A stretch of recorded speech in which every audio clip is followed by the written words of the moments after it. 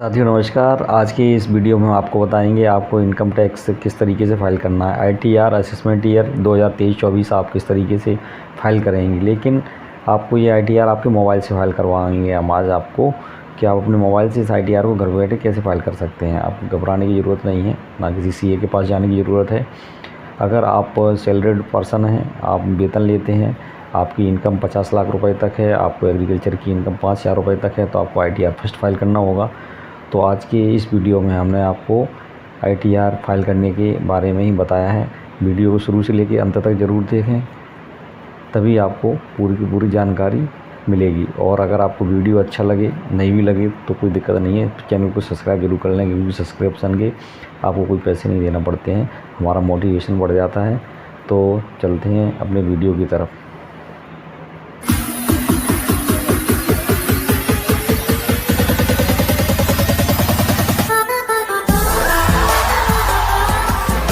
अपने अकाउंट्स में लॉगिन हो जाते हैं तो हमारे सामने एक पेज खुला हुआ दिखाई देता है, जिस पर हमारा पैन कार्ड लिखा रहता है, आधार कार्ड नंबर लिखा रहता है, हमारा फ़ोन नंबर रहता है और हमारा ईमेल आईडी रहता है। ठीक है ना। इसके बाद इस पेज के बाद हम क्या करेंगे, यहाँ साइड से आप देख रहे हैं ये ऑप्शन दिया हुआ है, यहाँ लिखा हुआ है फाइल नाउ। यहाँ पर जाएंगे और इसके ऊपर क्लिक कर देंगे। जैसे ही हम इसके ऊपर क्लिक करेंगे तो समझ लीजिए इनकम टैक्स आईटीआर की ये प्रोसेस शुरू हो जाती है। तो सबसे पहले हमें यहाँ पे पूछा जाता है कि आपको कौन सी ईयर के लिए आईटीआर फाइल करना है। तो हमें आईटीआर फाइल करना है करंट ईयर के लिए, तो हम यहाँ पर करंट ईयर को सिलेक्ट कर लेंगे। और हम ऑनलाइन मोड से पे कर रहे हैं तो ऑनलाइन मोड पर क्लिक करेंगे, देन कंटिन्यू के ऊपर क्लिक कर देंगे। इसके बाद इनकम टैक्स रिटर्न में पूछा जाता है आपसे कि आप to file a fresh income tax return. तो हम यहाँ स्टार्ट फिलिंग के ऊपर क्लिक कर देंगे। हम क्या है फ्रेश रिटर्न कर रहे हैं तो स्टार्ट न्यू फिलिंग के ऊपर हम यहाँ पर क्लिक कर देंगे। Please select the status applicable to you proceed further. किसके लिए पे कर रहे हैं, इंडिविजुअल, एचयूएफ या अदर्स के लिए कर रहे हैं। तो इंडिविजुअल के लिए पे कर रहे हैं तो इंडिविजुअल के बाद हम यहाँ देन कंटिन्यू के ऊपर क्लिक कर देंगे। इसके बाद आता है income tax return. You need to choose an ITR form to proceed. आपको कौन सा आईटीआर भरना है, यहाँ पर ये इसकी सारी डिटेल्स दी रहती हैं।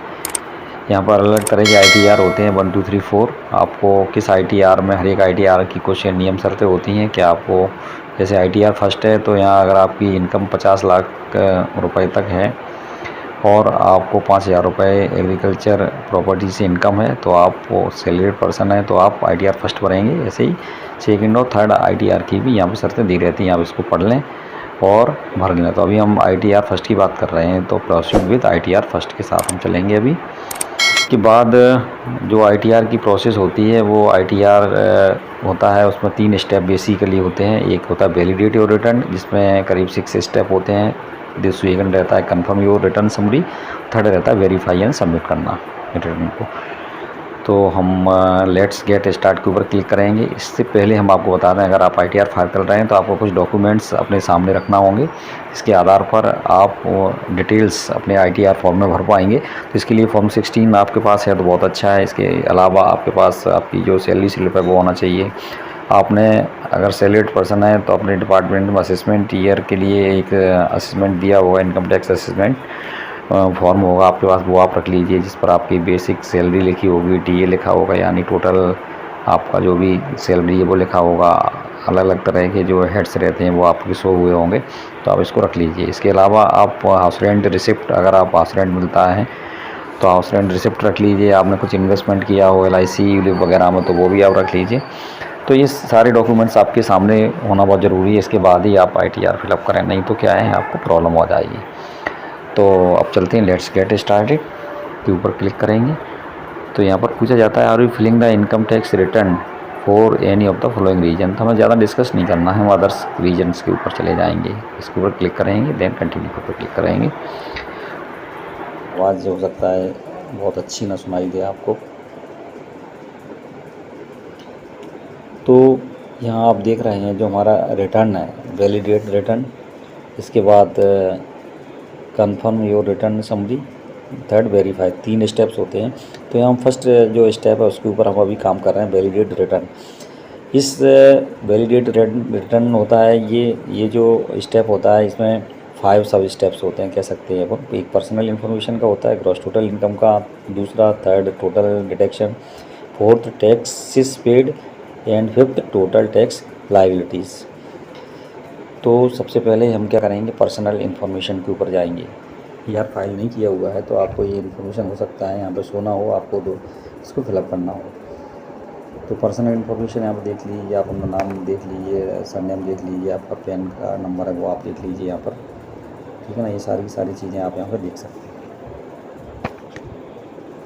देखिए दोस्तों यहाँ पर प्रोफाइल दिया हुआ है, इसमें फर्स्ट नेम, मिडिल नेम और लास्ट नेम आप अपना यहाँ पर चेक कर सकते हैं। आप अपना जो आधार नंबर है आप उसको चेक कर सकते हैं। डेट ऑफ बर्थ आप यहाँ पर देख सकते हैं, और आप अपना जो कॉन्टैक्ट नंबर है आप उसको भी यहाँ पर देख सकते हैं। तो ये सारी इन्फॉर्मेशन है दोस्तों, आप उनको देख सकते हैं। यहाँ पे कुछ इन्फॉर्मेशन हमने बिल्ड कर रखी है, जैसे आपका प्रोफाइल है, कॉन्टैक्ट है, ये आप इन्फॉर्मेशन यहाँ पे होगी, ठीक है ना। तो मैंने बिल्ड कर रखी हुई है कुछ सिक्योरिटी रीजन की वजह से, ठीक है। इसके बाद हम यहाँ पर हमारी बैंक डिटेल है, हम उसको भी चेक कर सकते हैं कि हमारा जो बैंक अकाउंट है, अगर हमें रिफ़ंड वगैरह लेना है तो इसी बैंक अकाउंट के अंदर आता है। तो यहाँ पर देख रहे हैं, यहाँ पे ये बैंक अकाउंट की डिटेल्स यहाँ पे दी हुई है, आप इसको चेक कर सकते हैं। अगर ये गलत है तो आप इसको एडिट भी कर सकते हैं, ठीक है ना। और आप चाहें तो यहाँ पर ऐड अनदर बैंक अकाउंट का ऑप्शन रहता है, इससे आप दूसरा बैंक अकाउंट है उसको भी आप यहाँ पर क्या कर सकते हैं, जोड़ सकते हैं। तो इस स्टेप के बाद अगर हम पूरा हमारा जो पर्सनल इन्फॉर्मेशन सही है तो उसके बाद हम देन कंटिन्यू पर क्लिक कर देंगे।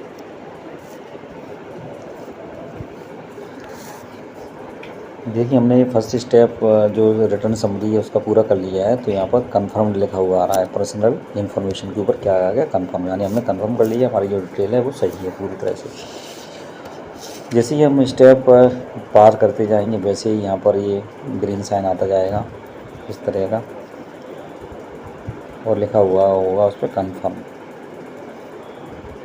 दूसरा सेक्शन है ग्रॉस सैलरी वाला, तो ग्रॉस सैलरी वाले कॉलम के ऊपर हम टेबल पर क्लिक करेंगे तो हमारे सामने कुछ इस तरह का पेज आता है। यहाँ लिखा है gross total income salary exemption. यहाँ सैलरी एग्जाम्पशन से संबंधित कुछ क्वेश्चंस पूछे जाते हैं, हम इनको उसको स्किप द क्वेश्चन करेंगे और इसके बाद यस करके आगे कंटिन्यू पर क्लिक कर देंगे। यहाँ पर आता है हमारे सामने verify your income source detail. ये जो पेज है ये बड़ा ही महत्वपूर्ण पेज है, क्योंकि इस पेज को अगर हमने भर लिया तो हमने अपना 50% काम पूरा कर लिया। ग्रॉस सैलरी भरेंगे तो इसके लिए हम एडिट के ऊपर जाएंगे, और दोस्तों ग्रॉस सैलरी को आप अच्छी तरह से चेक करके भरें, इसमें किसी भी तरह की कोई गलती नहीं होना चाहिए, क्योंकि हमारा मेजर हेड होता है, इसलिए ग्रॉस सैलरी को अच्छी तरह से चेक करके भर लें। यहाँ पे दोस्तों बताना भूल गया आपको, ग्रॉस सैलरी में हमें क्या क्या चीज़ें ऐड करना होती हैं।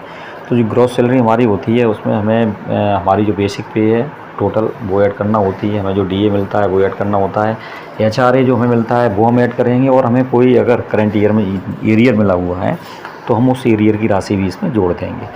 और इस सब को जोड़ने के बाद जो हमें प्राप्त होती है वो होती है टोटल ग्रॉस सैलरी। तो इस ग्रॉस सैलरी को हमने यहाँ पे भर दिया है। अलाउंसेस में हमें केवल एचआरए मिलता है, वो हम पहले ही भर चुके हैं, और कोई हमें विशेष तरह के अलाउंसेस मिलते नहीं हैं। साथ ही जो हेड्स हमारे लिए एप्लीकेबल नहीं हो उसमें 0 भर दें। तो आप देख रहे हैं यहाँ पर नेट सैलरी जो हमारी है वो हमें दिख रही है। इसके बाद डिडक्शन वाला पोर्शन होता है, इसमें क्या है कुछ स्टैंडर्ड डिडक्शन वगैरह होते हैं जो कि पहले से ही इसमें दिए रहते हैं। 50,000 रुपये का हमें क्या है स्टैंडर्ड डिडक्शन मिलता है, तो यहाँ पर दिया हुआ है स्टैंडर्ड डिडक्शन। इसके अलावा प्रोफेशनल टैक्स हमें यहाँ पर और भरना होगा, ठीक है ना। ये प्रोफेशनल टैक्स दिया हुआ है, तो इसको प्रोफेशनल टैक्स को हमें यहाँ पर ज़रूर आप इसको भर दें। ये प्रोफेशनल टैक्स होता है, इसको हम भरेंगे तो ये होता है करीब 2,500 रुपये जो मुझे एप्लीकेबल है। 2,500 रुपये यहाँ पर हमने ये प्रोफेशनल टैक्स भर दिया है, ठीक है ना। तो ये टोटल जो हमारी इनकम है वहाँ पर अभी शो हो रही है। डाटा को भरते जाएँ, ज़्यादा टेंशन लेने की ज़रूरत नहीं है। डिडक्शन में स्टैंडर्ड डिडक्शन 50,000 रुपये का मिलता है, वो आप इसमें भर दीजिए। साथ ही साथ जो 2,500 रुपये का आपको प्रोफेशनल टैक्स है आप उसको यहाँ पे भर दीजिए। इसके बाद income chargeable under the head salary से, ये आपकी चार्जेबल इनकम आपकी निकल के आ जाएगी, ठीक है ना। ये जो है इनकम, इसको आप देख लीजिए। इसके बाद हम इसको क्या करेंगे, सेव कर देंगे। ये हमने क्या कर दिया, सेव कर दिया। इसके हमारा प्रोफेशनल टैक्स और स्टैंडर्ड डिडक्शन होने के बाद ये हमें दिख रहा है कि हमारा जो फिगर है ये वाला आ रहा है, ठीक है ना, जो टैक्सेबल फिगर है। इसके बाद क्या करना होगा, हमें इनकम फ्रॉम हाउस प्रॉपर्टी देखना होगा। अगर आपने बैंक से कोई लोन वगैरह ले रखा हुआ है, हमारा जो लोन पर जो इंटरेस्ट अमाउंट है वो हम यहाँ पे भर देते हैं। तो प्रॉपर्टी में क्या है, सेल्फ ऑक्यूपाइड है, कैसी है, तो प्रॉपर्टी क्या है, सेल्फ ऑक्यूपाइड है। तो यहाँ पर क्या भरना है, हमें इंटरेस्ट कितना है उसका वो भरना है। तो इंटरेस्ट अमाउंट हमारा जो बनता है वो बनता है लगभग 11,208, ठीक है ना। तो हमने इसको यहाँ पर भर दिया है। ये क्या होगा, इसमें से जो हमारा नेट सैलरी इसमें से माइनस हो जाएगा, क्योंकि एक तरह से हमें क्या होता है, ये छूट मिलती है, इसको हमने क्या कर दिया, ऐड कर दिया। क्या है, कुछ फिगर क्या है, प्री फिल्ड रहते हैं, लास्ट ईयर का जो डाटा है वो हमें शो होने लगता है, तो हम कभी कंफ्यूज हो जाते हैं, हमने अभी फिगर भरा नहीं है लेकिन कैसे आ गया इसमें। तो इसको क्या है, आप एडिट कर दें और अपनी जो सही फिगर हैं आप उनको यहाँ पे भर दीजिए। तो interest from saving bank account से कितना है वो यहाँ पर हम भरेंगे अभी, और इसको सेव कर दिया। अब ये सारी की सारी चीज़ें इसमें ऐड हो गई हैं फ्रेंड्स। देखिए, मैं कोई सीए नहीं हूँ, मैं भी आपकी तरह एम्प्लॉई हूँ। धीरे धीरे कोशिश करूँगा कि ये टैक्स में एक्चुअली हर साल मैं खुद ही भरता हूँ, क्योंकि जब हम सीए के यहाँ जाते हैं तो काफ़ी लंबी कतारें लगी रहती हैं और हमें कभी कभी परेशानी भी भुगतना पड़ती है। तो क्यों ना हम आधा घंटा ही सही, अगर हमें टाइम भी चाहिए तो हम अपना दे सकते हैं और कुछ नई चीज़ सीखने को भी मिल जाती है इस बहाने। तो इस तरीके से क्या है, हम इसको भर लेते हैं। तो ये टोटल डाटा हमारे सामने ये आ चुका है। तो अब क्या है, ग्रॉस टोटल इनकम हमें अब जो दिख रही है वो कितनी है, ये है आपकी ग्रॉस टोटल इनकम है।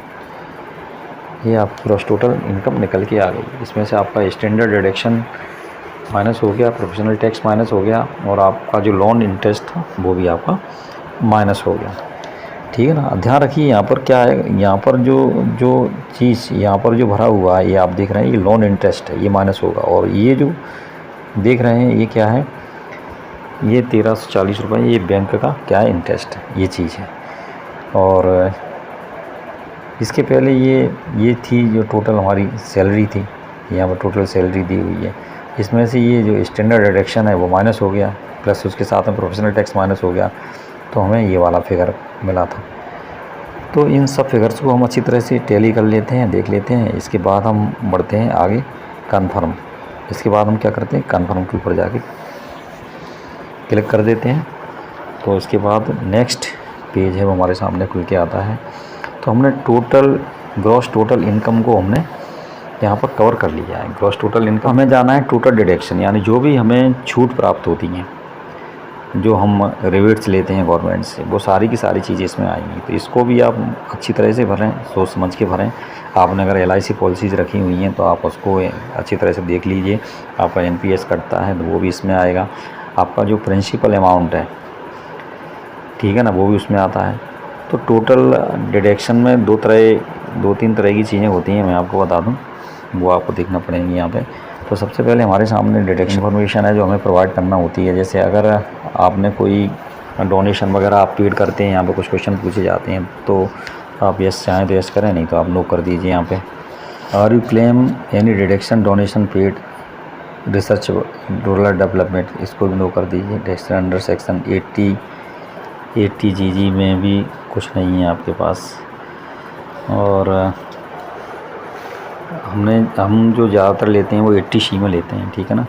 तो 80C में हम यस करेंगे। इसमें लाइफ इंश्योरेंस पॉलिसीज़ और पब्लिक प्रोविडेंट फंड वगैरह होता है। इसी के अंदर दोस्तों 80C में ही हमारा जो NPS है वो भी आ जाता है, ठीक है ना। तो इसके ऊपर हम क्या करेंगे, यस कर देंगे। यस कर देंगे तो हमें बताना पड़ेगा कितना है। तो इसमें टोटल डिडक्शन जो हमें होता है वो 1.5 लाख रुपए तक होता है, सब कुछ मिला के। तो एक्चुअली अगर आप 1.5 लाख से भी ज़्यादा सेविंग करते हैं LIC वगैरह में तो आपको यहाँ पर 1.5 लाख तक ही मिलेगा। तो हम इसमें क्या करेंगे, 1,50,000 रुपये ही इसमें भर देते हैं, क्योंकि 1,50,000 रुपये से ज़्यादा हमें ये मिलता भी नहीं है। तो हम इसमें अमाउंट भर देते हैं 1,50,000 रुपये। तो ये भर दिया मैंने 1,50,000। ठीक है फ्रेंड्स, 00 आप देख लीजिए गलत तो नहीं है। Are you eligible claim deduction 80 CCD। दोस्तों 80 CCD में investment in new pension scheme वगैरह आती हैं। ठीक है, इसमें 50,000 रुपये तक की छूट होती है। NPS का कॉलम रहता है, तो 50,000 रुपये हमने इसमें डाल दिए हैं। इसके बाद आता है 80D मेडिकल इंश्योरेंस प्रीमियम होता है, जिसमें जो कि 25,000 रुपये तक छूट होती है, और सीनियर सिटीजन होते हैं उसमें 50,000 रुपये तक छूट होती है। अगर आपने कोई मेडिकल पॉलिसीज़ वगैरह ले रखी है तो आप 80D में उसको क्लेम कर सकते हैं। 25,000 रुपये तक आपको इसमें इनकम टैक्स डिपार्टमेंट छूट दे देता है। तो ये मैंने नहीं ले रखी है तो मैं इसको नो कर देता हूँ। इसके बाद आते हैं 80E।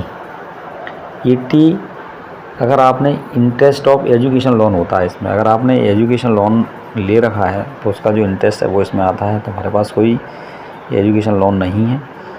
इसके बाद आता है 80 TTA। 80 TTA यानी अदर्स, इसके अलावा और कई अदर्स जो छूट रहती हैं। ठीक है, are you claim for any other deduction, आपने इसके अलावा अदर कोई अगर डिडक्शन लिया हुआ है। ठीक है ना। तो 80DD की हम बात करते हैं। 80DD में क्या है, डिपेंडेंट हैंडीकैप्ड के लिए 75,000 रुपये तक की छूट मिलती है। जी, कौन कौन से डिडक्शन ले रखे हैं, 1.5 लाख का डिडक्शन हो गया, 50,000 का हो गया NPS का, और इसके बाद 75,000 रुपये का ये हो गया। इसके अलावा कोई डिडक्शन हमने लिया नहीं है। तो इसके बाद हम क्या करेंगे दोस्तों, कंटिन्यू के ऊपर क्लिक कर देंगे। तो हम देख सकते हैं कि हमने अपने 3 स्टेप पूरे कर लिए हैं।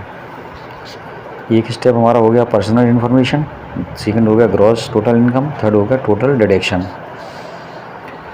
इन 3 स्टेप को हमने पूरा कर लिया है। तीनों स्टेप के ऊपर आप देख रहे हैं राइट ग्रीन कलर में दिखा हुआ हमें लगा हुआ दिख रहा है। दोस्तों बीच बीच में मैसेज भी आते रहते हैं। एक्चुअली ये मोबाइल है तो मैसेज तो आते रहते हैं, ये तो आपको चीज़ें भुगतना पड़ेंगी। नेक्स्ट ऑप्शन है वो है हमारा टैक्स पेड। एक्चुअली ये जो आपको फिगर यहाँ पर दिख रहा है, ये टैक्स मैंने एडवांस में पे कर रखा है। इसका चालान मेरे पास रखा हुआ है। ये इसकी चालान की एक कॉपी होती है जो मेरे पास रखी हुई है। तो इस चालान की कॉपी को मैं आपको दिखाऊंगा। तो ये वाली डिटेल हमें इसमें फ़िलअप करना होगी। तो सबसे पहले चलते हैं, देखते हैं इसमें कौन कौन सी चीज़ें हमें फ़िलअप करना होती हैं। टैक्स पेड के ऊपर हम जाते हैं।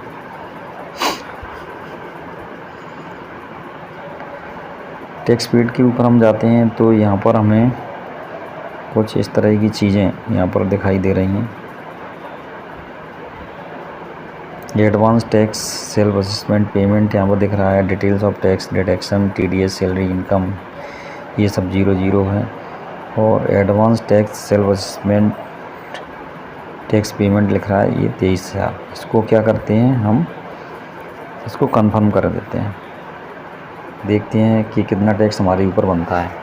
टैक्स लायबिलिटीज़ में क्या है, हमें ये पता चल जाता है कि हमारे ऊपर कितना टैक्स बन रहा है। अगर हमने पे किया है वो टैक्स अगर हमारा ज़्यादा है तो हम रिफ़ंड भी ले सकते हैं, और अगर कम है तो हमें उसको और पे करना होगा।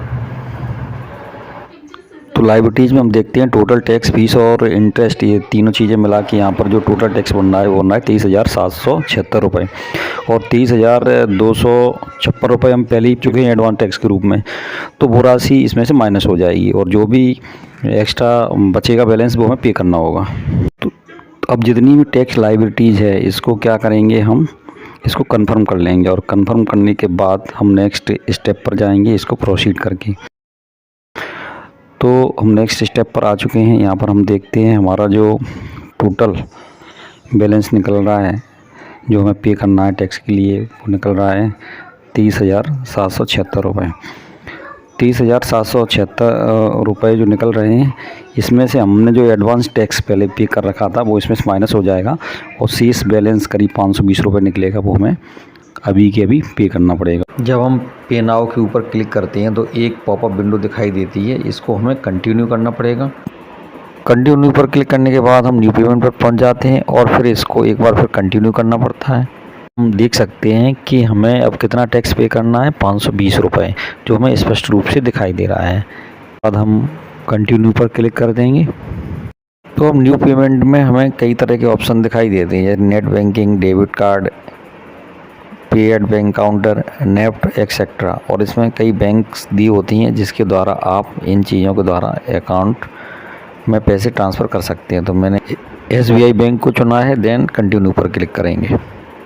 तो साथ ही यहाँ पर हमें टैक्स ब्रेकअप डिटेल्स दिखाई दे रही है जिसमें हमें 520 रुपये पे करना है। तो यहाँ पर पे नाउ का ऑप्शन आता है। जब हम पे नाउ के ऑप्शन को सिलेक्ट करते हैं तो बैंक द्वारा एक डिस्क्लेमर हमें दिया जाता है, इस डिस्क्लेमर को हमें एग्री करना होता है, तभी हमारा पेमेंट ट्रांसफ़र होता है। तो फ्रेंड्स, यहाँ दिए गए चेकअप बॉक्स को हम राइट कर देंगे और सबमिट टू बैंक के ऊपर क्लिक कर देंगे। दोस्तों, आगे की स्टेप सिक्योरिटी रीजन की वजह से हम आपके साथ शेयर नहीं कर सकते। आप स्टेप बाय स्टेप चलते चले जाएंगे, जो भी आपसे इंफॉर्मेशन मांगी जाएगी आप उसको वैल्यू पुटअप करते चले जाएंगे, तो आपका जो पेमेंट है हो जाएगा। ठीक है, मैंने जो पेमेंट किया है मैं अभी उसको आपको अभी बता रहा हूँ। तो फ्रेंड्स, आप देख सकते हैं हमारे ऊपर जो 520 रुपये का जो टैक्स निकल रहा था वो टैक्स का चालान हमने जमा कर दिया है। मैं आपको ये बताता हूँ। ठीक है, आप देख लीजिए, ये इसकी समरी दी हुई है। चाहें तो यहाँ से इसको चालान को डाउनलोड कर सकते हैं। अगर बाद में आपका टैक्स ज़्यादा बनता है तो कुल मिला के पे लेटर ना करें, तुरंत उस चालान को जमा करें, नहीं तो बाद में क्या है, इनकम टैक्स विभाग द्वारा कुछ पेनल्टीज वगैरह आ जाती हैं। हमें पूरी डिटेल दी हुई है। ठीक है, किस बैंक से किया है उसकी डिटेल दी हुई है, बैंक रेफरेंस नंबर दिया हुआ है और डेट दी हुई है। तो अब इसके बाद हमारा जो रिटर्न फाइलिंग की जो प्रोसेस थी, जिसकी हम लास्ट स्टेप पर पहुंच गए थे, हम उसी जगह पर चलते हैं। तो यहाँ पर हम इसको करेंगे बैक टू रिटर्न। तो हम बैक टू रिटर्न चलते हैं। लिखा हुआ है, आप देख रहे हैं यहाँ पर लिख के आ गया है। पहले 520 रुपये का पेमेंट आ रहा था, यहाँ पर आ गया you need to make a payment of ₹0। हमें क्या है, कोई रुपीज़ पे नहीं करना है। तो हम यहाँ से इसको पुनः इसको डाउनलोड कर सकते हैं। तो ये फर्स्ट स्टेप हमारा हो गया, वैलिडेट रिटर्न। अब हमें जाना है confirm your return summary. Return summary के ऊपर कंफर्म करेंगे। इसके लिए हम चलते हैं रिटर्न समरी के ऊपर। तो रिटर्न समरी जो हमारी है उसके ऊपर हम जाएंगे। यहाँ पे बैक पहुँच जाते हैं आपकी रिटर्न समरी के ऊपर। हम यहाँ प्रोसीड करेंगे। फिर करने के बाद प्रीव्यू करेंगे हम रिटर्न को एक बार। प्रीव्यू के बाद हमें कुछ सबमिट करना होगा रिटर्न को। रिटर्न सबमिट करने के लिए यहाँ पर दिया रहता है, डिक्लेरेशन होता है हमारे द्वारा दिया जाता है। इस बॉक्स में हमें टिक करना पड़ेगा। यहाँ पे हमारा नाम होगा, पिताजी का नाम होगा, हमने रिटर्न कैसे फाइल किया है, सेल्फ फाइल किया है। ज़्यादातर हम जो CA के पास जाते हैं, CA भी क्या है, हमारे मोबाइल पर ही OTP आती है, तो वो भी वहाँ पे भी सेल्फ फाइल ही माना जाता है रिटर्न। ठीक है ना। प्रोसीड टू प्रीव्यू, यहाँ प्रोसीड टू प्रीव्यू के ऊपर हम क्या करेंगे, क्लिक कर देंगे। तो यहाँ पर हमने प्रोसीड टू प्रीव्यू पर क्लिक कर दिया है। इसके बाद हम पहुँचते हैं आगे, अगले स्टेप की तरफ पहुँच जाएंगे। तो इसका हम पहले प्रीव्यू कर लेते हैं। ये प्रीव्यू डाटा हमारे पास पूरा आ गया है जो हमने रिटर्न फाइल किया है इसका, देख लीजिए यहाँ पे।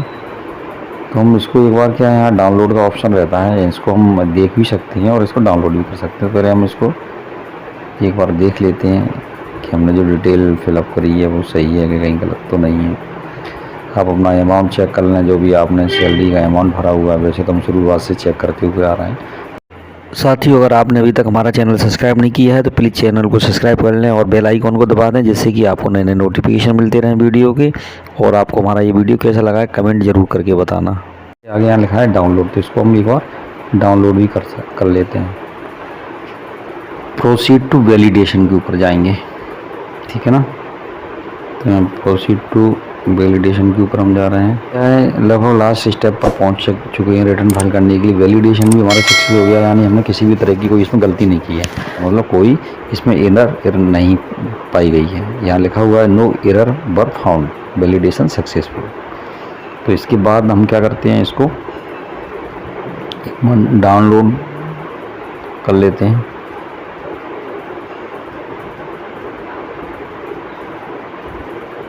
और फिर जाते हैं, इसका वेरिफिकेशन करना होगा। वेरिफिकेशन जब तक दोस्तों हम नहीं करते हैं, बहुत ही ज़रूरी प्रोसेस है, ये सभी स्टेप हमें पूरे करना होंगे। ये थर्ड स्टेप इसमें दिया हुआ वेरीफाई एंड सबमिट, उसके बाद ही रिटर्न ही सबमिट होता है। तो हम इसको प्रोसीड टू वेरिफिकेशन के ऊपर क्लिक करेंगे। तो हमारे ये मोबाइल से जो मोबाइल नंबर अटैच होगा हमारे आधार कार्ड से, उस पर क्या है OTP आती है। यहाँ लिखा हुआ है दोस्तों रेड कलर में दिया हो the note, please note that it is mandatory to verify the return, to revision of the return is not possible unless verified। अगर आपने इसको नहीं किया है वेरीफाई, तो आप इसको ज़रूर वेरीफाई कर लें। तो वेरीफाई करने के लिए हम अभी इसको वेरीफाई करेंगे। इसमें दिया हुआ वेरीफाई नाउ, कि अभी वेरीफाई करने चाहते हैं, ई वेरीफाई नाउ लेटर बाद में करना चाहते हैं, ई वेरीफाई नाउ पर हम क्लिक करेंगे, ठीक है। और इसके बाद इस पर कंटिन्यू के ऊपर क्लिक कर देंगे।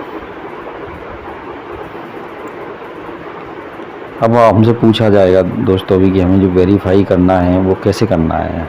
How do you want to e verify, I would like to verify using OTP on mobile number registered with Aadhaar, ठीक है, या I would like to verify using digital signature certificate. तो हम इसको आधार से वेरीफाई करना चाहेंगे, तो इसका फर्स्ट ऑप्शन है, हम उसके साथ जाएंगे। I would like to verify using OTP on mobile number registered with Aadhaar, इसके ऊपर हम क्लिक करेंगे। देन कंटिन्यू के ऊपर क्लिक करेंगे।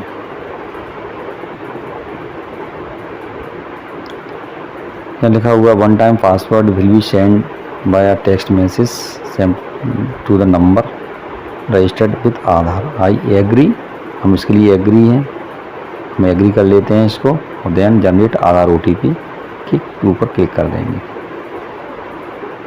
तो हमारे मोबाइल के साथ जो आधार नंबर है उस पर क्या है, एक मैसेज आ जाएगा। हमारे मोबाइल नंबर पर जो OTP प्राप्त हुई है उसको हम यहाँ पर दर्ज कर देंगे, और उसके बाद इसको वैलिडेट के ऊपर क्लिक करेंगे, इसको वेरीफाई करेंगे OTP को। तो यहाँ पर हम देखते हैं हमारा जो वैलिडेशन है वो सक्सेसफुल हो चुका है। और हमें करना है कंफर्म सबमिशन ऑफ रिटर्न। इसके बाद please note that one submit the return you can no longer modify the details. यहाँ पर इसका मतलब ये है कि अगर आपने एक बार रिटर्न फाइल कर दिया, इसको सबमिट कर दिया, उसके बाद आप इसमें कोई चेंज नहीं कर सकते। तो भली वहाँ कंफर्म हो लें कि हमने जो भी जानकारियाँ दी हैं वो पूरी तरह से सही हैं, उसके बाद इसको सबमिट करें। देखिए फ्रेंड्स, यहाँ पर लिखा हुआ दिख रहा है एक note, you have successfully filed and verified your return, you will notify on, कि हमारा जो नंबर है, ईमेल एड्रेस दिया हुआ है, इसके ऊपर हम इसको देख सकते हैं। जो भी नोटिस आएंगे वो इसके ऊपर ही आएगा, जो भी नोटिस दिया होगा। तो अब इसके बाद हम इसकी रिसिप्ट है उसको डाउनलोड कर लेते हैं। डाउनलोड द रिसिप्ट के ऊपर जाके इसको हम डाउनलोड ज़रूर कर लें। तो दोस्तों चैनल को सब्सक्राइब ज़रूर कर लें, और आज की वीडियो में सिर्फ इतना ही, नई वीडियो के साथ फिर मिलेंगे, तब तक के लिए नमस्कार।